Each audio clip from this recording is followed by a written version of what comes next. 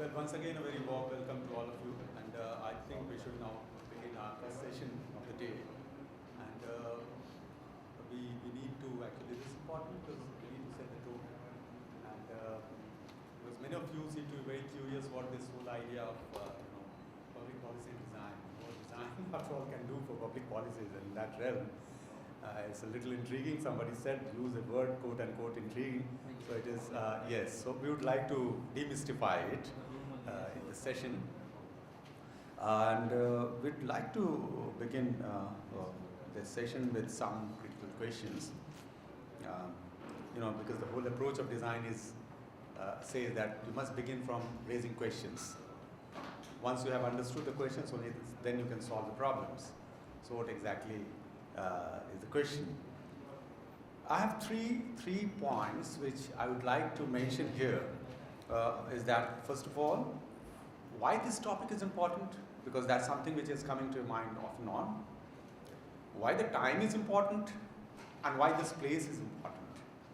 So these three whys we'll try to first of all give an answer to, and then we'll like to move on to the specifics of the discussion.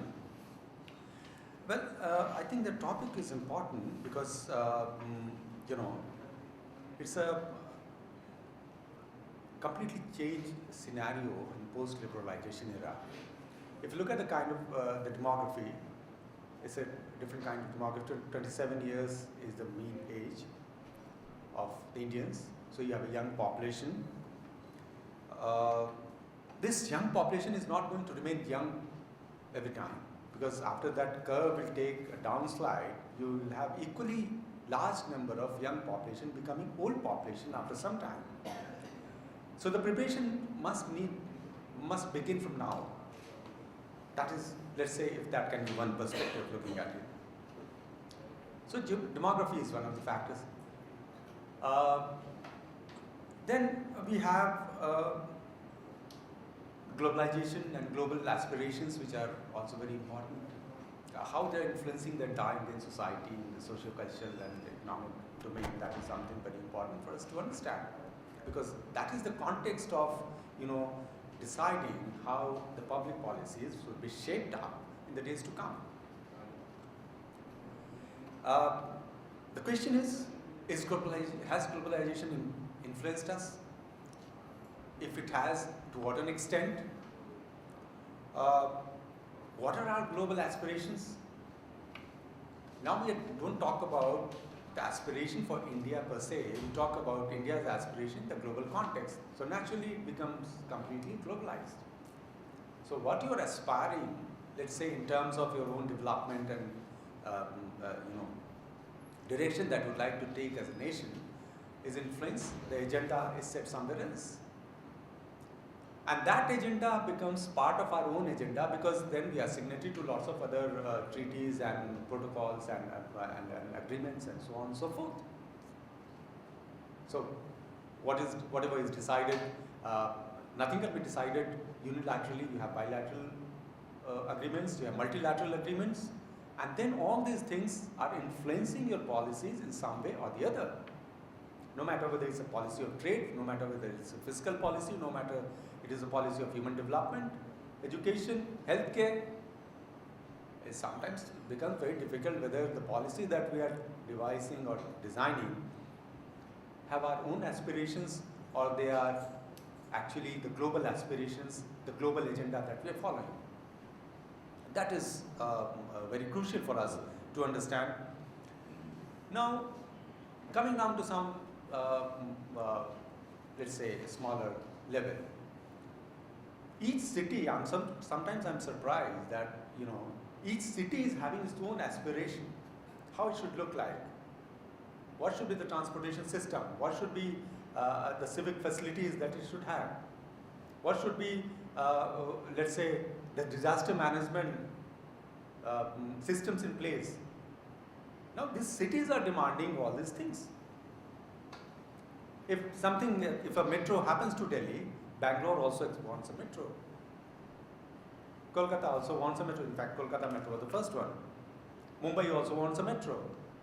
Jaipur also wants a metro. And then the government of India has to say I think it's above 10 lakh or something, please correct me if I'm wrong, Professor Santosh Kumar.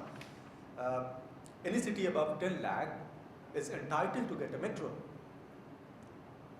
Now, whose aspirations are these? So I think this also becomes very important, and in this context, we need to look at this whole topic, that why this becomes important for us to understand.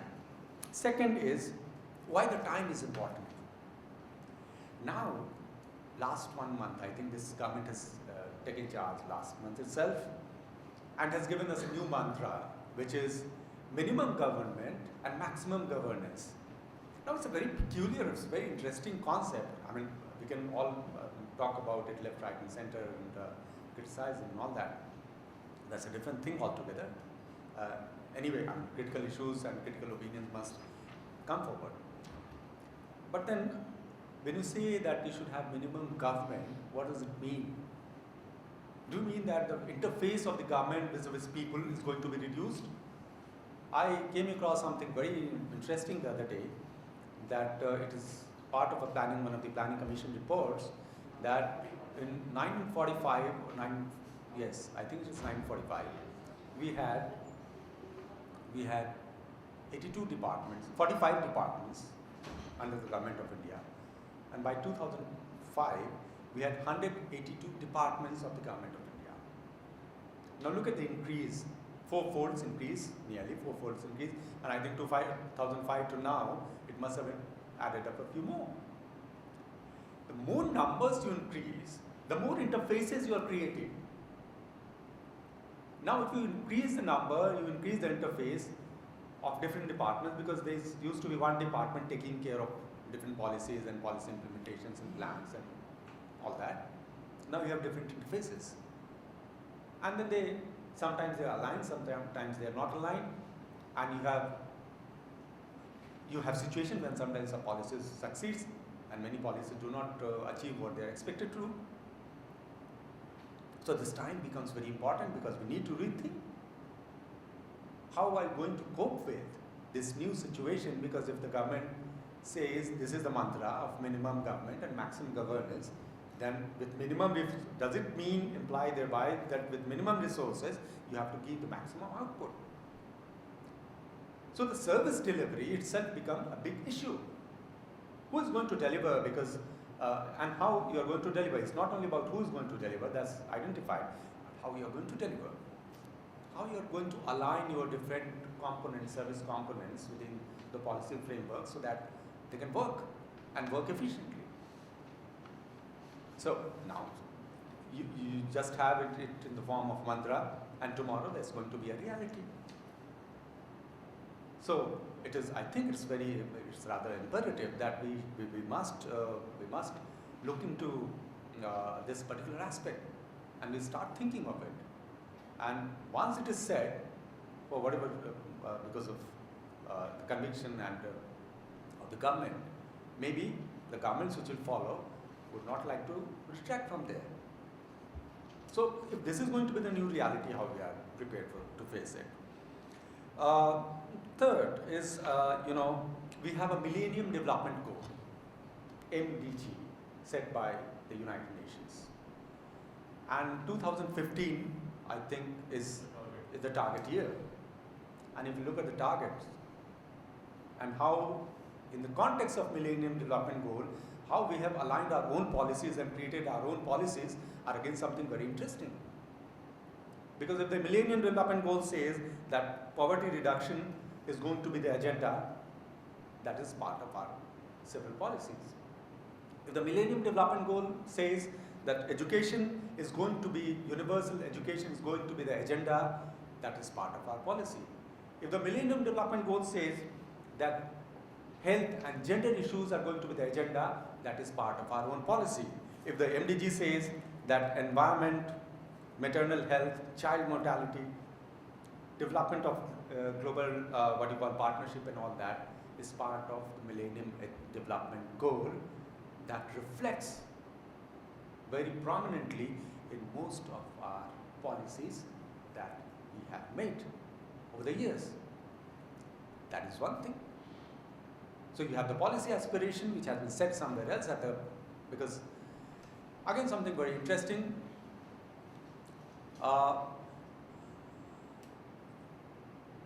There used to be 192. Some expert once said, I think it was Kishore Mehbooban, who was the director of Lee Kuan Yew Center for Public Policy in Singapore. I was invited last few years, I think last year, yes, by the National University of Singapore for a lecture on caste conflict and social justice. I took that opportunity to visit Lee Kuan Yew Center for Public Policy as well, try to understand how the function and all that. I would like to quote something very interesting which Professor Mahbubani has said, that there used to be, people used to think that there are 192 different boats sailing in the ocean separately. And whereby he means that 192 different nations, which are part of the United Nations, are sailing separately in the ocean. Now, in the changed era of globalization, it seems, and it has become rather imperative that is all sail in one boat with 192 different compartments. What does it mean? Your goal becomes common. You cannot have your own agenda, entirely your own agenda, that you can dictate and say, yes, this is what you want. Yes, you can do some tailor making here and there, depending on your specific needs, which reflects in the policy. So you know, these things become very important, and I think these three whys are the background why we thought we should have a study. We should try to look at the whole issue of public policy from this perspective. Now,